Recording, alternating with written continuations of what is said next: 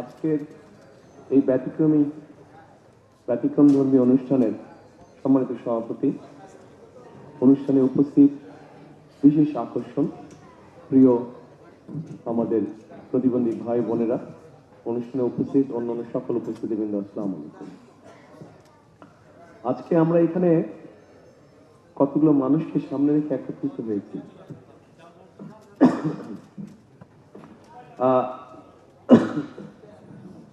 দুঃখজনক হলেও যে মানুষগুলোকে রেখে আর সামনে রেখে আমরা এখানে একত্রিত হয়েছি, দুঃখজনক হলেও আমাদের সমাজ ব্যবস্থা এখনো এইরকম মানুষ যারা আছে, আমাদের মধ্যে একটা টেন্ডেন্সি আছে যে এই মানুষগুলোকে একটু আমরা ঘরের ভিতরে রেখে দিই, তাদেরকে আমরা বের হতে দিই না। এরকম একটা মন মানসিকতা আমাদের দেশের সমাজ ব্যবস্থা এখনো রয়ে গিয়েছে।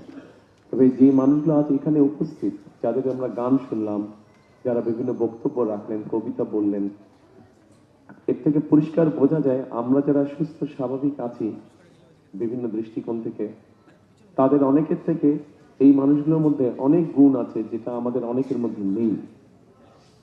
সেজন্যই আমার মনে হয় সিএসএফ গ্লোবাল যেই কাজটি করছে, আমরা যদি সামাজিক অবস্থান হোক, রাজনৈতিক অবস্থান হোক, রাষ্ট্রীয় অবস্থান হোক, সকল অবস্থান থেকে যদি আমরা এই মানুষগুলোর পাশে এসে দাঁড়াই, তাহলে আমি ব্যক্তিগতভাবে বিশ্বাস করি যে বাংলাদেশ অনেক প্রতিভা বের করতে পারবে, অনেক প্রতিভাবান মানুষকে বের করে নিয়ে আসতে পারবে, যাদের বিভিন্ন সেক্টরে প্রতিভা আছে। আমরা খুব যে বেশি কিছু করা প্রয়োজন তা না, শুধু এই মানুষগুলোকে একটু সুযোগ করে দেওয়া, যাতে তারা দুনিয়ার আলো বাতাসে আমাদের আর 10 জনের মতনই স্বাভাবিকভাবে কম বেশি চলাফেরা করতে পারে।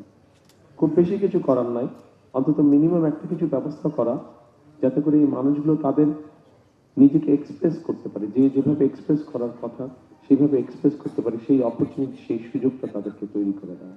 কারণ তারাও মানুষ, তারা আমাদের বাইরে না, তারা আমাদের ভেতরে, তারা আমাদেরই অংশ।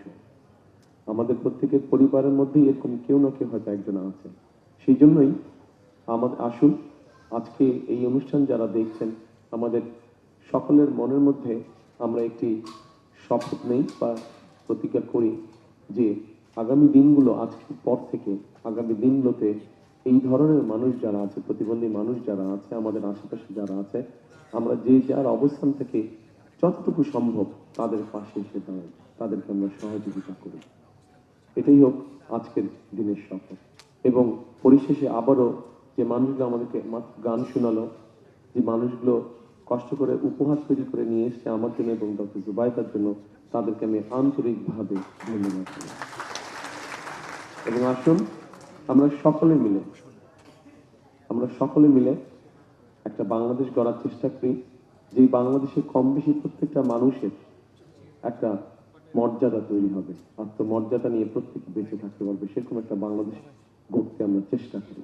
সকলে ভালো থাকবেন। আসসালামু আলাইকুম।